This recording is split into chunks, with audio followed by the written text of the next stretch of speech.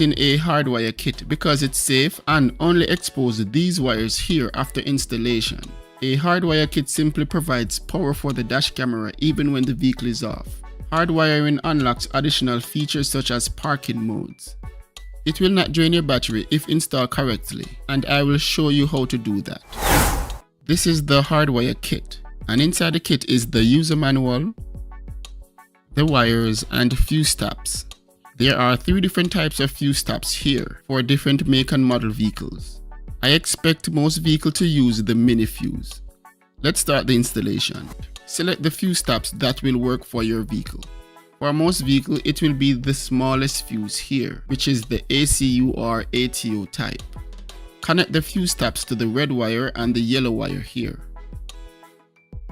Use these tubes to protect the exposed wires. You may want to use electrical tape to secure these as well.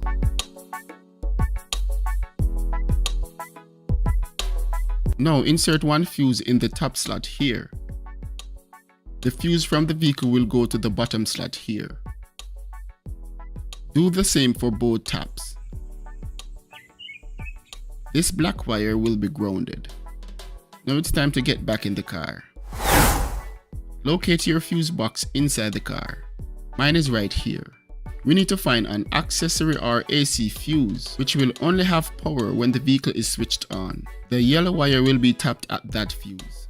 Next, I will need to find a fuse that always has power whether or not the vehicle is switched on.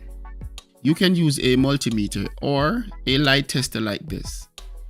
Connect the clip to a ground source and search for the 2 types of fuses. The vehicle is not switched on. I noticed that the lower fuse points on this particular vehicle are where the power starts, so I only need to check there. So these fuses here have constant power because this tester lights up when the car is off. I can use any of these, but I will use this 15 amp fuse. Now I will continue to check and make notes of the fuses that did not have any power. Now it's time to switch on the vehicle and check those same fuses that did not have power when the vehicle was off. An accessory fuse will light up this tester. That's one right there, which is a 10 amp fuse. So these will be the 2 fuses used, and I will now remove them. A pointy nose pliers works best, but I will use what I have.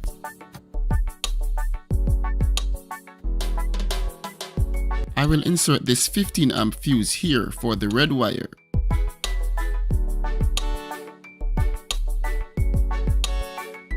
Now I will insert this red 10 amp fuse for the yellow wire, which will only have power when the vehicle is switched on.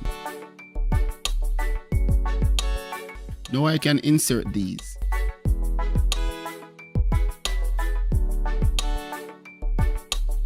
I need to ensure that the tap with the 15 amp fuse goes here and the tap with the 10 amp fuse goes here.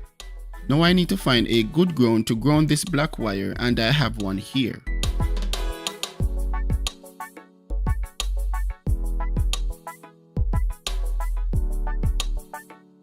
I will now use tie strap to secure these wires. The hardwire kit has some pins here to set how you want this to work. There are 4 pins here which will stop power to the dash camera at a desired voltage so the battery don't go dead. Pin 1 will stop the power at 11.8 volts, pin 2 at 12 volts, pin 3 at 12.2 volts, and pin 4 at 12.4 volts for a 12 volt battery. If you accidentally push 2 pins or do not select a pin, the default cutoff point will be 11.8 volt for a 12 volt DC battery and 23.6 volt for a 24.4 DC battery. So I recommend selecting one specific pin if you want a desired setting. The recommended pin is pin 3 for 12.2 volts, and that's where I will set this. During extreme cold weather though, pin 4 might be the best choice. Before I run this wire for the camera, let's test this hardwire kit to see if it's working.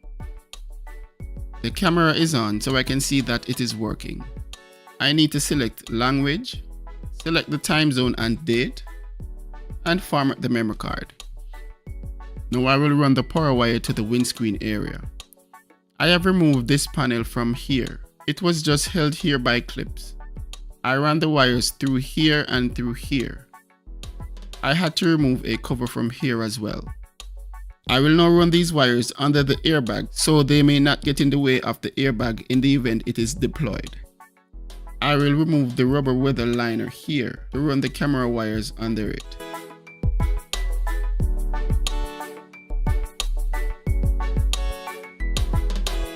I will run the power cable and camera wire under this roof here. I am leaving enough wires so they can be easily plugged in. Now I will run these wires along here. Use the pry tool that came with the camera.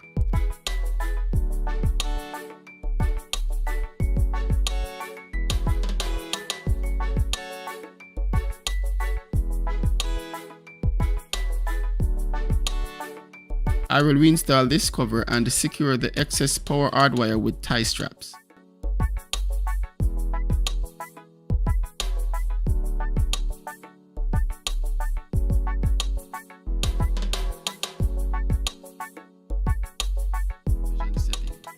That's it for this video, guys.